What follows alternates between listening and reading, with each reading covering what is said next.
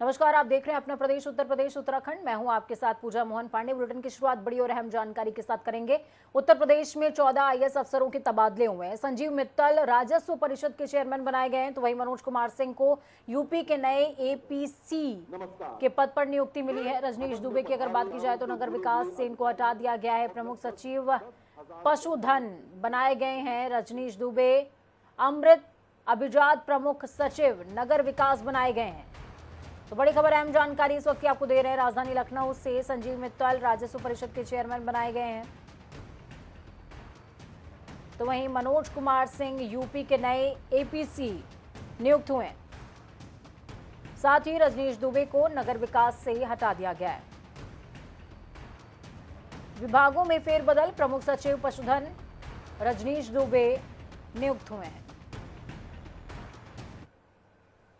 तो वहीं राजधानी लखनऊ में मुख्यमंत्री योगी आदित्यनाथ ने ई पेंशन पोर्टल का लोकार्पण किया, जिस पर अपना ब्यौरा भर देने के बाद सरकारी कर्मी को रिटायरमेंट के बाद भुगतान और अन्य देय के लिए भटकना नहीं होगा। मुख्यमंत्री योगी आदित्यनाथ के निर्देशन पर ऐसी व्यवस्था बनाई गई है कि रिटायरमेंट के 3 दिन के अंदर ही सभी सरकारी कर्मचारियों का पेंशन पेमेंट ऑर्डर जारी होने के साथ ही उनके अन्य सभी भुगतान की प्रक्रिया भी समाप्त हो जाएगी। सीएम योगी आदित्यनाथ ने कहा कि इस तरह सुविधा देने वाला यूपी देश में पहला राज्य बना है, जिससे 11,50,000 कर्मी सीधे तौर पर लाभान्वित होंगे। और लगभग 10,000 पेंशनर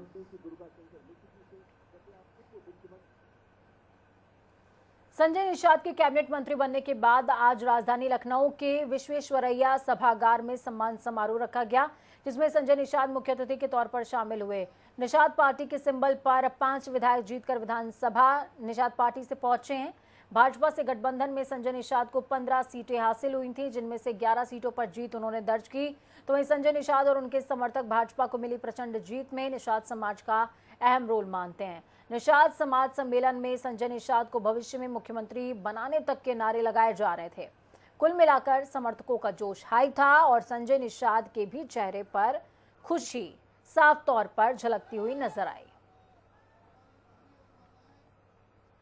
काशी विश्वनाथ मंदिर ज्ञानव्यापी परिसर सर्वे के मसले पर नया विवाद खड़ा हो गया है।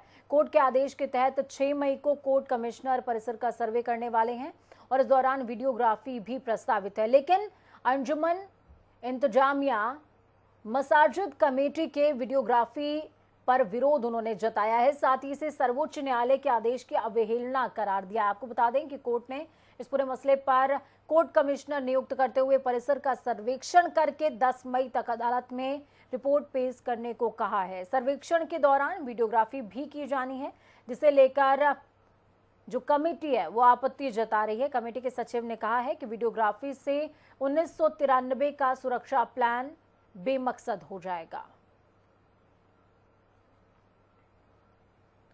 तो वहीं इसी हफ्ते मनाए जाने वाले ईद पर्व के लिए गोरखपुर के नगरीय और ग्रामीण क्षेत्र में बाजार सज चुके हैं। पर्व की महत्ता को देखते हुए दुकानदारों में जालीदार टोपी, लखनवी कुर्ता और कानपुर के बने जूते चप्पलों के साथ साथ कई तरह के इत्र और परफ्यूम्स भी बेचे जा रहे हैं। तो वहीं ईद पर्व का सबसे महत्वपूर्ण व्यंजन सेवई की भी मार्केट सजी हुई है। बाजार में अलग अलग तरह की सेवइयों की रेंज लगाई गई है। मुबारक रमजान माह में रोजेदार हर रोज मस्जिद में नमाज पढ़कर अमन व चैन की दुआ मांगते हैं। हर रोज शहर के जगह जगह और रोजेदारों के लिए रोजा इफ्तार का कार्यक्रम भी रखा जा रहा है।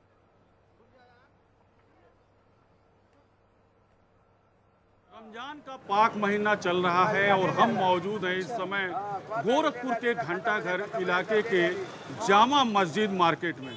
आपको दिखाना चाहेंगे तस्वीरों में, यहाँ पे ईद बिल्कुल करीब है और यहाँ पे मार्केट सजी हुई है।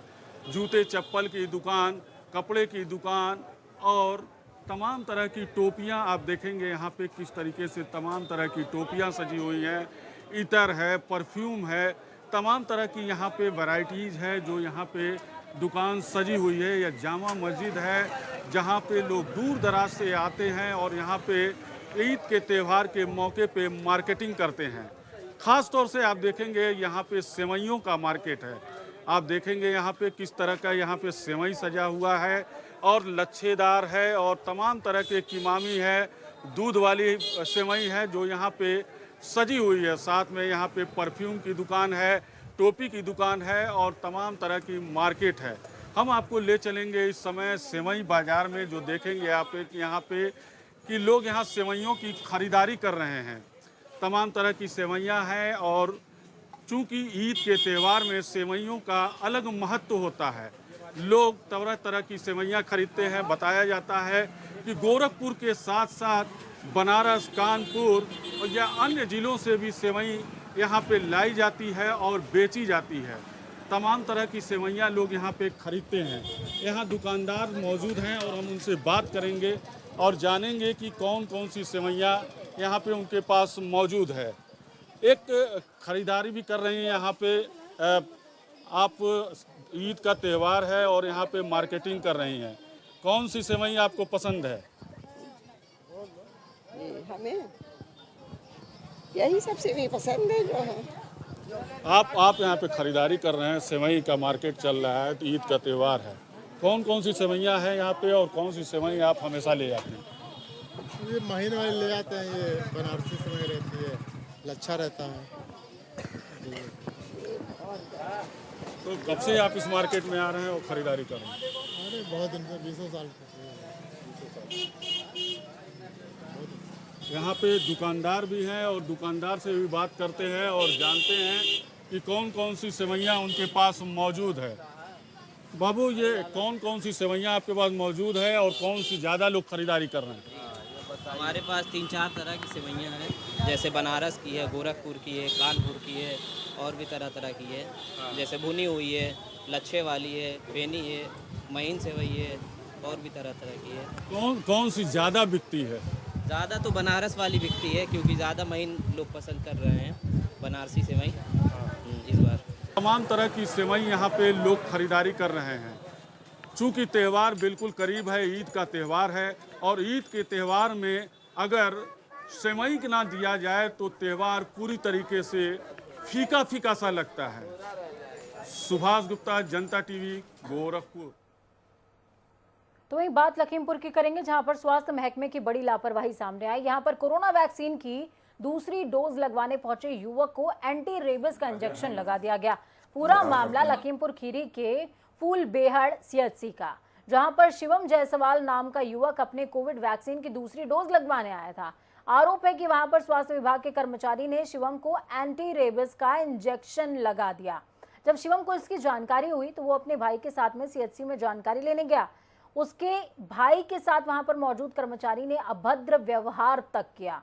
किसी युवक ने इस पूरी घटना का वीडियो बनाया, सोशल मीडिया पर वायरल कर दिया है। सोचिए, स्वास्थ्य महकमे की दशा अगर ऐसी है तो स्वास्थ्य की, लोगों के और देश के स्वास्थ्य की दिशा कैसी होगी?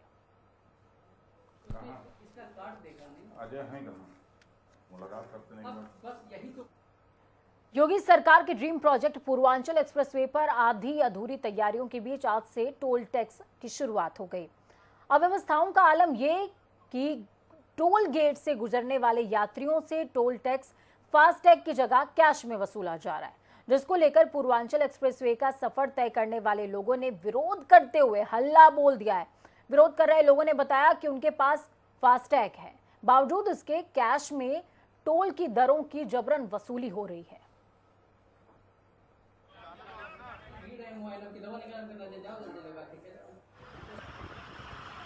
पूर्वांचल एक्सप्रेसवे पर आज से टोल की दरों की वसूली शुरू हो गई। इस वक्त हम मौजूद हैं लखनऊ के पूर्वांचल एक्सप्रेसवे के टोल गेट पर, जहां पर हम आपको दिखाने की कोशिश करेंगे। आप देख पा रहे हैं किस तरीके से यहाँ पर एलईडी में लिखा हुआ है नो कैश ओनली फास्टैग।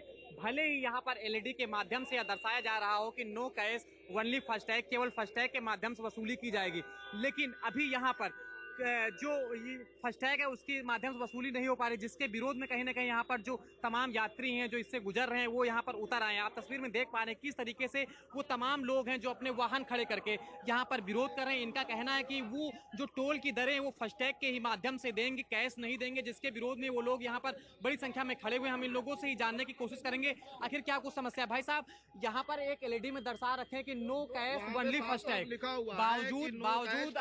बावजूद आप लोगों से फास्टैग में पैसा है मेरे, ये काट नहीं रहे, ये गुंडई कर रहे हैं सारे लोग।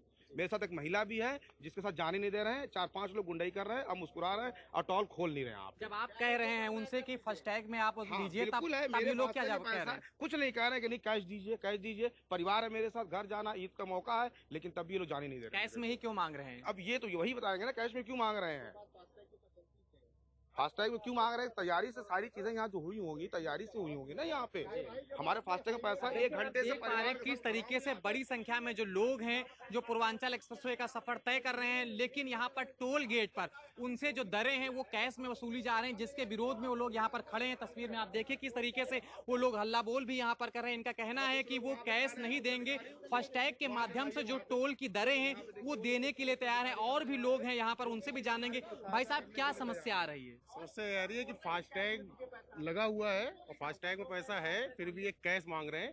तो कैश मांगने का औचित्य क्या है, ये समझ नहीं आ रहा है। बिल्कुल, आप देख पा रहे हैं किस तरीके से तमाम यात्रियों का यहाँ पर विरोध है कि उनकी गाड़ी में, उनके वाहन में फास्टैग लगा है, बावजूद जो यहाँ के टोल कर्मी हैं वो कहीं ना कहीं कैश मांग रहे हैं। हालांकि हम आपको एक बार फिर से एलईडी दिखाने की कोशिश करेंगे। यहाँ पर एलईडी में साफ तौर पर दर्शाया गया है कि नो कैश ओनली फास्टैग, बावजूद यहाँ पर कैश लिया जा रहा है, जिसके विरोध में जो कहीं ना कहीं यहाँ के जो गुजरने वाले लोग हैं वो हैं। अब देखने वाली बड़ी बात यह होगी आखिर जिस तरीके से तमाम लोग यहाँ पर विरोध कर रहे हैं, आखिर इन लोगों को किस तरह की सहूलियत दी जाती है।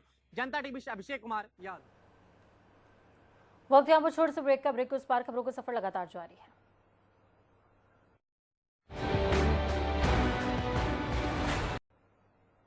ब्रेक के बाद एक बार फिर से आप सभी का स्वागत है। नागरिक मंत्रालय की टीम ने धन्नीपुर हवाई अड्डे को दूसरे शहरों में उड़ान के लिए हरी झंडी दे दी है, लेकिन उड़ान कब और कब से शुरू हो जाएगी, इसका संचालन कौन सी कंपनी करेगी, इसका फैसला प्रदेश सरकार और केंद्रीय नागरिक उन्नयन विभाग के मंत्रालय के जो अधिकारी हैं वो जल्द ही तय करेंगे। शुरुआत में 19 सीट वाले छोटे विमानों को ही उड़ान भरने की इजाजत होगी। इसके बाद इसके विस्तारीकरण पर 90 सीट वाले विमानों को भी व्यवस्था दी जाएगी। तो वहीं धन्नीपुर हवाई अड्डा से अब विमान उड़ान भरने लगेंगे, तो इसका फायदा अलीगढ़ से दूसरे शहरों में जाने वाले लोगों को और दूसरे शहरों से अलीगढ़ आने वाले लोगों को मिल सकेगा। धन्नीपुर हवाई अड्डे के विस्तारीकरण के लिए आसपास के गांवों की 300 एकड़ जमीन इसी साल अधिग्रहित की जाएगी। इस 300 एकड़ जमीन पर जो भी मकान बने हुए हैं उनका मूल्यांकन किया जाएगा। तो वहीं चित्रकूट से लौटे कैबिनेट मंत्री जयवीर सिंह ने आज बांदा जिला अस्पताल पहुंच करके जिला अस्पताल का औचक निरीक्षण किया। जिला अस्पताल के निरीक्षण के दौरान मंत्री जी ने जब मरीजों के तीमारदारों से स्वास्थ्य व्यवस्थाओं के बारे में जानकारी मांगी, तो उसी दौरान कुछ कैबिनेट मंत्री ने भर्ती मरीज और उनके परिजनों ने बताया कि जिला अस्पताल के डॉक्टर बाहर की दवाएं लिख रहे हैं, जिससे उन्हें भारी दिक्कतों का सामना करना पड़ता है। जानकारी के बाद मंत्री संबंधित अधिकारियों पर भड़के और अधिकारियों से जांच कराकर कार्रवाई की बात भी कही है। तो वहीं बात अगर चित्रकूट की करें तो यहां पर हैरान कर देने वाला मामला सामने आया, जहां पर जिला अस्पताल का निरीक्षण करने पहुंचे प्रभारी मंत्री जयवीर सिंह के सामने ही डॉक्टर एक महिला की डेड बॉडी का इलाज करते रहे। डॉक्टरों ने मंत्री को भनक तक नहीं लगने दी। इतना ही नहीं, अस्पताल प्रशासन ने मंत्री से मरी हुई महिला की तीमारदार को फल तक बंटवा दिया। हालांकि जब मंत्री बाहर निकले तो स्थानीय महिला जनप्रतिनिधि ने इस पूरे घटनाक्रम के बारे में उन्हें इत्तला किया। मंत्री जयवीर सिंह दोबारा उस कक्ष में पहुंचे और डॉक्टर से पूछताछ करने लगे, तो पूरे स्वास्थ्य महकमे की सांसें अटक गई थीं।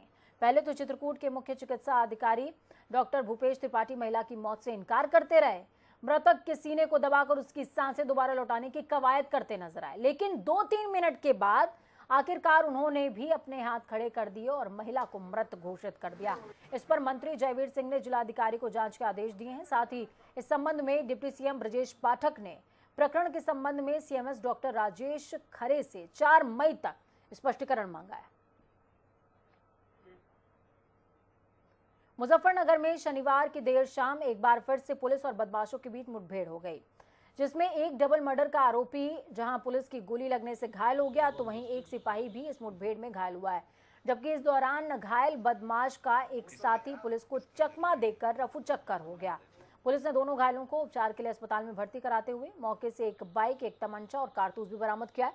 आपको बता दें कि गिरफ्तार किया हुआ और घायल बदमाश विनीत बीते 26 अप्रैल को जानसठ कोतवाली क्षेत्र के खलावड़ा में एक दंपति की हत्या में वांछित चल रहा था, जिसको पुलिस ने मुठभेड़ के बाद गिरफ्तार कर लिया है। मिर्जापुर के विंध्याचल धाम में दर्शन करने आए श्रद्धालुओं के साथ गंगा नदी में डूबने से 2 लोगों की मौत हो गई है। आधा दर्जन लोग डूबे रहे, जिनमें से 4 लोगों को रेस्क्यू किया गया, जबकि सगे भाई बहन ऋषि और खुशी की डूबने से मौत हो गई है। स्थानीय मल्लाहों ने दोनों बच्चों को निकाला, उन्हें अस्पताल ले गए, लेकिन काफी देर हो चुकी थी।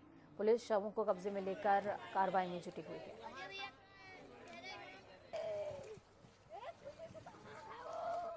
हमीरपुर जिले में 12 साल पहले पति पत्नी और 4 बच्चों की धारदार हथियार से हत्या के मामले में अदालत ने 10 दोषियों को आजीवन कारावास की सजा दी है।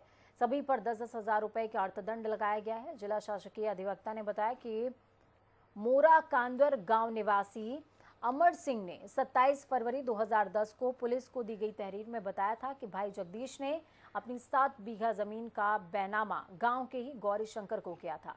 इस पर जगदीश की पत्नी ब्रजलता ने तहसीलदार को यहां पर आपत्ति दी थी।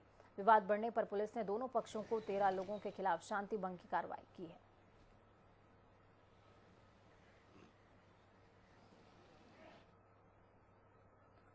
अलीगढ़ के क्वारसी थाना क्षेत्र के अंतर्गत रामनगर गांव में 3 दिन से लापता करीबन 20 वर्षीय युवक का शव गांव के ही तालाब में तैरता मिला। क्षेत्रीय लोगों का कहना है कि मृतक युवक नशे का आदी था। परिजनों की माने तो युवक 3 दिन पहले घर से बाहर गया हुआ था और फिर वापस नहीं लौटा। तो वहीं आज सुबह जब गांव के लोग तालाब के पास कूड़ा डालने गए तो पानी में शव तैरता नजर आया। तो वहीं शव को देख गांव में हड़कंप मच गया और भारी मात्रा में ग्रामीण एकत्रित हो गए। घटना की सूचना पुलिस को दी गई तो मौके पर पहुंची पुलिस ने ग्रामीणों की मदद से शव को तालाब से बाहर निकलवाया है। पुलिस घटना के बाद शव को कब्जे में लेते हुए पोस्टमार्टम के लिए भेजती भी नजर आई।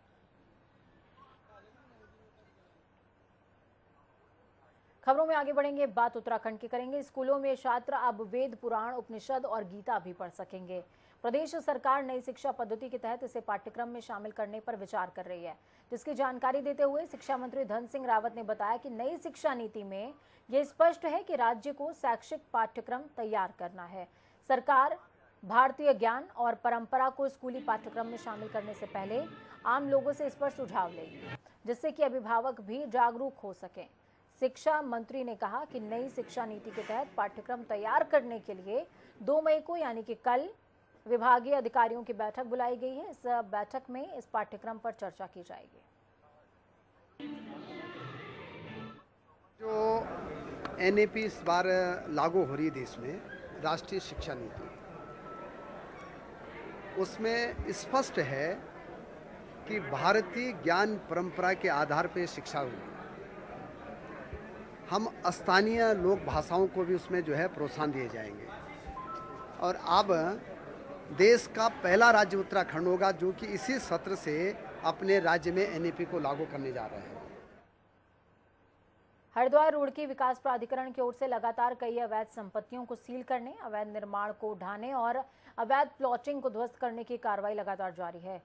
सुमन नगर में अवैध कॉलोनियां विकसित किए जाने के संबंध में कई बार चेतावनी नोटिस दिए जाने के बावजूद एचआरडीए की टीम निरीक्षण किए जाने पर कुछ कॉलोनाइजर्स अवैध प्लॉटिंग के काम में लिप्त पाए गए। तो दूसरी तरफ हरिद्वार जिलाधिकारी विनय शंकर पांडे की अध्यक्षता में वनाग्नि की घटनाओं पर प्रभावी रोकथाम के लिए गठित जिला स्तरीय समिति की बैठक हुई। जिलाधिकारी ने वन विभाग के अधिकारियों से वर्तमान में हरिद्वार वन प्रभाग में वनाग्नि की घटनाओं, अति संवेदनशील वन क्षेत्र की विस्तृत जानकारी हासिल की है। प्रधानमंत्री जी फरियाद सुनो। भारत सरकार द्वारा लघु व्यापारी एकता जिंदाबाद, जिंदाबाद, जिंदाबाद। लघु व्यापारी एकता।